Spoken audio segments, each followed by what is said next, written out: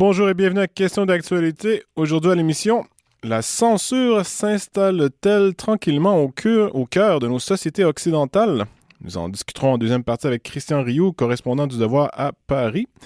Mais d'abord, parlons de cette idée qui nous habite tous, celle de grimper l'échelle sociale, de réussir un peu mieux que nos parents et d'offrir à nos enfants un point de départ plus élevé que le nôtre. La mobilité sociale, c'est l'une des grandes promesses de nos sociétés modernes, mais la question qui s'impose toujours est la suivante. Quoi faire pour favoriser la mobilité sociale? Pour en parler, nous recevons Emmanuelle B. Faubert, économiste à l'Institut économique de Montréal. Madame Faubert, bonjour. Bonjour. Premièrement, qu'est-ce que la mobilité sociale? Comment la définir exactement? Donc, vous avez quand même bien présenté la mobilité sociale. C'est tout simplement la possibilité de ne pas être pris dans la même classe sociale que tes parents ou comment tu es né. C'est la possibilité de grimper l'échelle sociodémographique, dans le fond, de faire mieux que tes parents, oui, en termes d'argent, mais aussi en termes de juste de qualité de vie de façon générale. Et quelles sont les barrières à cette mobilité sociale? Donc, il y a différents types de barrières. Les barrières vont se classer on va classer les barrières dans deux types assez différents. Le premier, ce sont les barrières naturelles, les obstacles, dans le fond, par exemple, la pauvreté infantile, les inégalités dans l'enfance, l'implication parentale, la stabilité familiale. Donc, ça, ce sont des choses qui sont pas directement reliées au gouvernement et qui sont pas impactées par les politiques du gouvernement directement. Alors que de l'autre côté, tu as des obstacles artificiels. Donc ça, ce sont des choses qui sont directement impactées par le gouvernement. Par exemple, la qualité de l'éducation, le dynamisme économique, aussi des choses simples comme les politiques fiscales, donc la possibilité de pouvoir accumuler de l'argent pour après ça ouvrir une entreprise. Donc il y a différents types de barrières qui vont te permettre ou pas, d'après ça, d'améliorer ton sort. Quand vous parlez d'obstacles naturels, vous dites que l'État a plus ou moins soit les moyens ou soit une influence quelconque sur ceci, là, mais je vous reprendrai si je peux, dans le sens où la promesse de l'État-providence est encore, je crois, là, d'élever même ceux qui ont moins de moyens à la naissance, notamment par l'éducation publique, la santé, le système de santé publique, plusieurs façons là, de sortir, si on peut dire, les individus, en particulier les enfants, d'un cœur familial, ou du moins d'une situation familiale socio-économique défavorisée et leur donner une chance justement de grimper les échelons. Quand on dit donc que ceci est naturel, c'est bien vrai, mais les promesses, si on peut dire, de l'État-providence moderne n'incluent pas justement de pouvoir sortir ces enfants-là ou ces individus d'environnements socio-économiques défavorables. Donc, justement, c'est pour ça qu'on fait la différence entre les deux. Et la réalité, c'est que c'est plus difficile pour le gouvernement d'interagir sur les barrières naturelles. Donc, c'est plus difficile pour le gouvernement de dire, les parents, vous devez être plus à la maison pour vous occuper plus de votre enfant, être là pas juste financièrement, mais être là émotionnellement. C'est par exemple où le gouvernement a moins d'impact. Alors que la qualité de l'éducation du système public, ça, justement, ça fait partie du côté qui est artificiel, justement, et c'est là que le gouvernement a plus un impact. Mais le problème, c'est que quand le gouvernement essaie d'interagir vraiment sur les obstacles naturels, qui est plus difficile à changer pour le gouvernement, c'est comme si le gouvernement allait aux pommes, il est dans son échelle, il regarde le pommier, et il y a des pommes à côté de lui qui sont très belles, mais il décide de ne pas aller chercher ces pommes-là, il décide d'aller chercher les pommes qui sont vraiment hauts et difficiles d'atteindre. Tout simplement, c'est qu'il y a des façons meilleures d'améliorer le sort des gens et d'avoir un impact sur le sort des gens, mais c'est pas en attaquant directement les barrières naturelles qui sont difficiles. C'est en éliminant les obstacles artificiels qui sont créés par les politiques publiques. Mais justement, que doit-on faire pour favoriser la mobilité sociale? En d'autres mots, qu'est-ce que l'État devrait faire ou pas? Sûrement, là, j'ai l'impression que vous allez plutôt nous dire ce que l'État devrait ne pas faire. Bien, au Québec, c'est pas un secret quand on dit que les impôts sont très élevés, les Québécois sont très taxés. Et ça a un impact direct sur la mobilité sociale. Pourquoi? Parce que on va prendre l'exemple d'un travailleur à salaire minimum qui travaille 40 heures semaine. Mais cette personne-là, elle va payer de l'impôt parce que tout ce qu'elle va gagner au-dessus de 18 000 va être imposé au quart à peu près. Donc, il y a le quart de ce revenu-là qui va partir pour l'impôt. Ça, c'est de l'argent dont les personnes pourraient avoir besoin pour consacrer plus d'argent et de financement au bien-être de leur enfant, créer une nouvelle entreprise qui leur permet de bouger au niveau social. Puis c'est pas juste au niveau financier, mais c'est aussi au niveau physique. Si les gens n'ont pas les moyens, si les gens ont, par exemple, une opportunité de se déplacer dans une autre ville, ont une offre d'emploi, mais qui n'ont pas les moyens de faire ce déplacement, que ce soit à cause des problèmes de logement ou parce que l'autre personne n'arrive pas à trouver d'emploi et parce qu'il y a un manque de mobilité physique, ça vient ensuite impacter la possibilité de monter l'échelle. J'ai joué le rôle de l'avocat du diable. Vous dites que l'impôt peut empêcher la mobilité sociale, un impôt trop élevé, bien sûr. Je vous dirais que une certaine gauche vous répondrait que c'est exactement l'inverse. L'impôt et donc la redistribution des richesses favorise la mobilité sociale, donc favorise les plus pauvres en imposant un peu plus les plus riches. Que répondre à ceci? Donc, dans le fond, ce qu'on voit avec l'impôt, beaucoup, c'est que ça permet d'égaliser plus vers le bas, de mettre sur plus un pied d'égalité vers le bas. Mais ça met littéralement des barrières à la mobilité elle-même, dans le sens que, oui, les gens qui sont au bas de l'échelle sont peut-être à un niveau qui est plus haut que les gens au bas de l'échelle à un autre endroit où tu n'as pas ce filet de sécurité-là. Mais le problème, c'est que ce que les études ont montré, c'est que les gens ont tendance à rester plus longtemps à ce niveau en bas de l'échelle-là. Ils arrivent moins à sortir de ça et de se sortir de ce niveau-là. C'est pour ça qu'on dit que ça nuit à la mobilité, à la possibilité de sortir de cette pauvreté et pour être mieux que ses parents.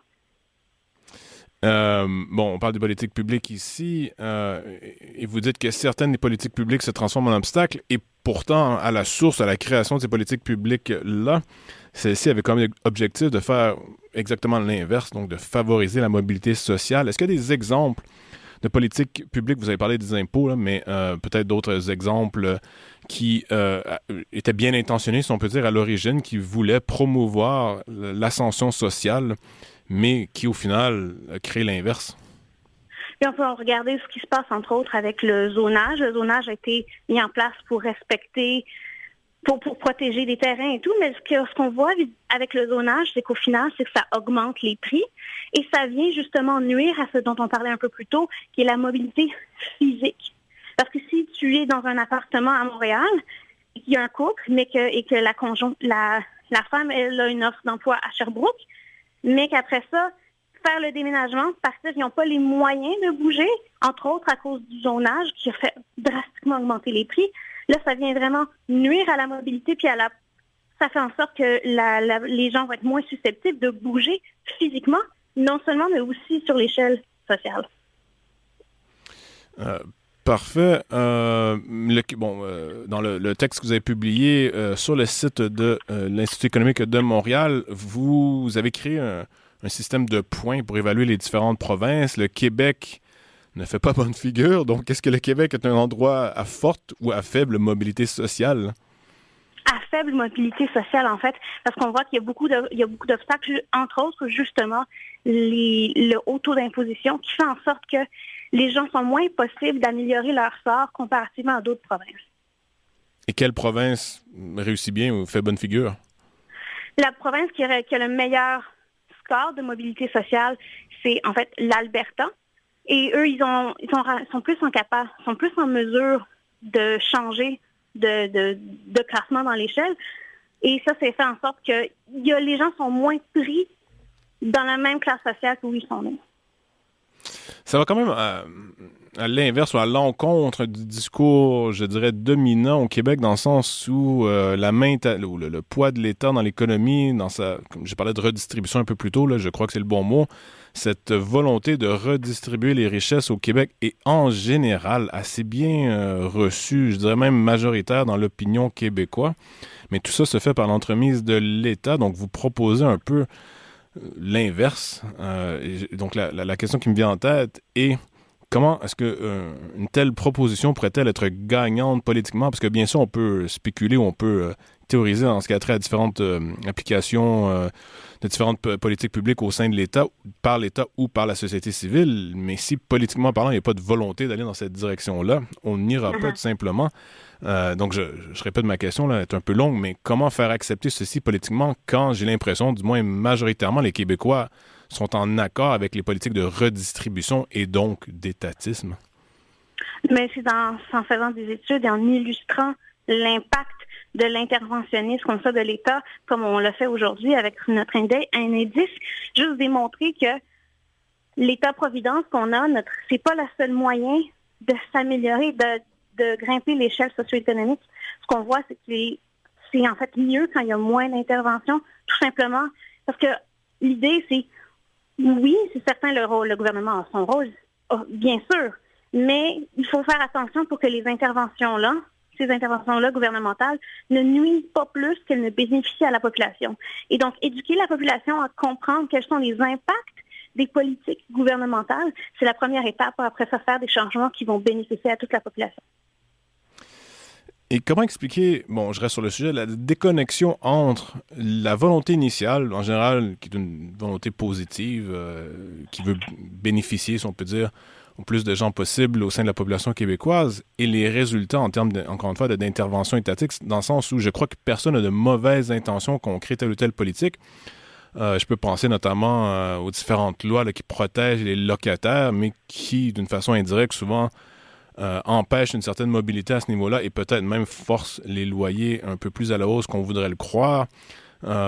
Et vous avez parlé de zonage, j'ajouterais à ceci les politiques d'immigration qui fait qu'une ville comme Montréal, Laval et Longueuil en particulier, ça doit mener à une pression à la hausse sur les loyers. Mais je ne crois pas que c'est les politiciens et les gens qui conçoivent ces politiques aient de mauvaises intentions à l'origine. Pourtant, les conséquences sont souvent négatives.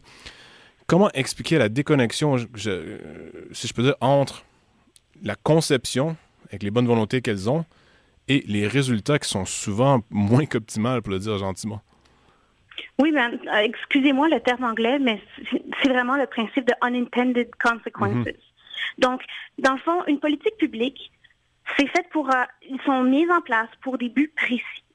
Et le problème, c'est que les politiques qui sont mises en place n'ont pas juste un impact sur l'objectif qui est fixe et déterminé, mais ça a beaucoup d'impact, un peu comme un effet papillon. Ça a beaucoup d'impact sur d'autres choses que ce qui était prévu. Et c'est pour ça qu'il y a une si grande déconnexion, c'est que quand ces politiques-là sont adoptées, le focus est vraiment mis sur l'objectif principal et on oublie l'étude des conséquences indirectes que ça peut avoir sur d'autres facteurs. Et c'est pour ça qu'on ne réalise pas l'ampleur des conséquences. Peut-on agir de façon à niveler les chances, à promouvoir la mobilité pour tous de façon égale, ou doit-on accepter qu'il y aura toujours une certaine inégalité? Et là où ce que je veux en venir, c'est que ce qu'on prend à quelqu'un, ce qu'on prend à Jacques et qu'on donne à David, par exemple, c'est une perte pour un et c'est un gain pour l'autre, et il faut qu'il y ait un choix quelque part qui se fait. Comment est-ce qu'on... Donc, qu'est-ce que je veux dire par là? C'est que jusqu'où l'État doit-il aller pour tenter de niveler les chances, quitte à prendre à une personne pour donner à l'autre et donc justifier cette chose, au final, moralement, ou est-ce qu'il y a des limites à ne pas dépasser? Et les avons-nous dépassées si de telles limites existent déjà? Oui, dans le cas ici, oui, nous les avons dépassées parce que c'est bien noble de vouloir s'assurer que tout le monde a un pied... commence sur un pied d'égalité. Et oui, c'est ce qu'on veut idéalement. Mais le problème, c'est qu'en s'assurant que tout le monde est égal en bas, on empêche les gens de remonter. Et c'est vraiment ça. Et là, on est à ce stade-là. Et entre autres, justement, avec l'impôt, vous l'aviez bien dit, déshabiller Pierre pour habiller Paul. Donc, ce qu'on fait, c'est qu'il y a pour ce qui est de l'impôt, il y a des études qui ont montré que à partir d'un certain niveau d'imposition, ça a un impact net négatif. Augmenter plus l'impôt a un impact net négatif sur l'activité économique. Et des études ont démontré qu'au Canada, on a déjà dépassé ce niveau-là. Donc, ce qui fait en sorte que l'impôt où on est en ce moment, qu'on vient chercher, nuit à l'activité économique. Parce que dans le fond, les gens, il y a une trop grande partie de leur revenu qui est imposée, ce qui fait en sorte que ça nuit à l'activité économique, qui nuit après ça à la croissance de la société, mais il ne faut pas oublier que derrière les chiffres ou les agrégats économiques, ce sont des individus. Donc, si on empêche à la société de s'améliorer, on empêche aussi aux individus de s'améliorer. Est-ce qu'il y a des exemples de pays où on a mis des politiques en place là, qui vont dans votre sens et qui ont donné les résultats escomptés? Malheureusement, je n'ai pas d'exemple devant moi, mais c'est quelque chose qui est faisable et je pense que toute la population en bénéficierait. À la lecture du texte, je suis plutôt en accord avec les différentes idées et je dirais même l'analyse et la conclusion, mais j'avais envie de dire aussi, c'est pas nouveau, là, ça fait quand même plusieurs décennies que plusieurs économistes et institutions vont mettre de l'avant ce genre d'argument là, qui est valide, mais qui n'était pas nécessairement complètement nouveau, comme je disais. Et j'en suis venu à une conclusion en lisant la chose, qu'il y a peut-être un biais psychologique qui se traduit politiquement par la suite, dans la psychologie humaine, dans le sens où un biais en faveur de l'action et d'agir. Et donc, quand on dit, en fait, laisser les choses naturellement suivre le cours qu'ils doivent prendre, il faut au contraire se retirer, surtout au niveau étatique, de tel ou tel champ, notamment l'économie et les politiques publiques font en fait laisser le plus d'espace possible à la société civile et aux individus, ce qui veut dire, je résume bêtement, mais ne rien faire.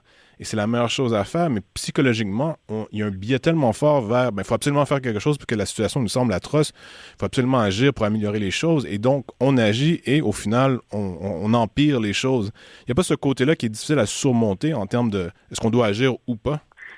Tout à fait, c'est quelque chose qui est difficile à surmonter parce qu'en plus, l'inaction, c'est pas une politique qui est populaire, comme vous parlez plutôt de la popularité.